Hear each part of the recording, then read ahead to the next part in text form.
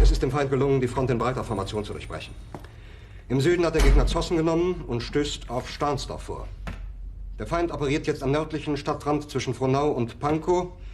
Und im Osten ist der Feind bis zur Linie Lichtenberg-Marsdorf-Karlshorst gelangt. Mit dem Angriff Steiners wird das alles in Ordnung kommen. Mein Führer, Steiner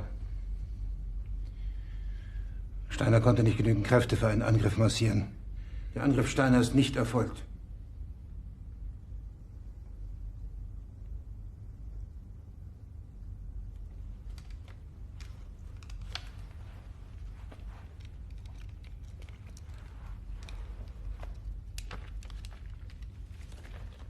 Es bleiben im Raum Keitel, Jodl, Krebs und Burgdorf.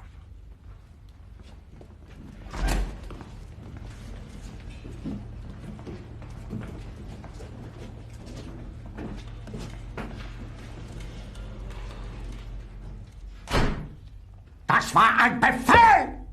Der Angriff Steiners war ein Befehl!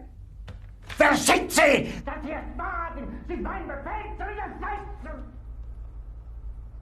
So weit ist das also gekommen.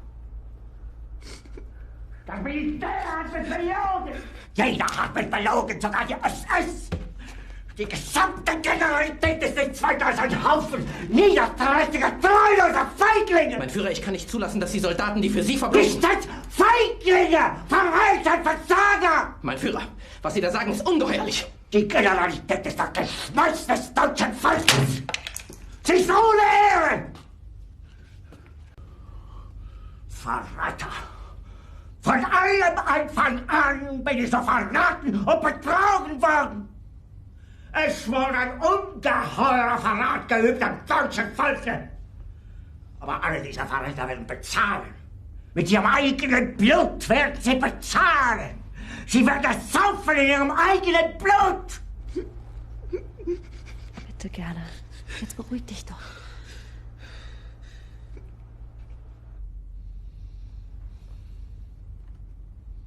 Meine Befehle sind in den Wind gesprochen.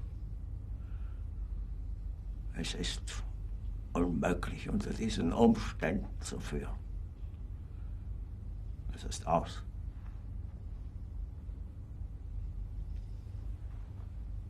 Der Krieg ist verloren.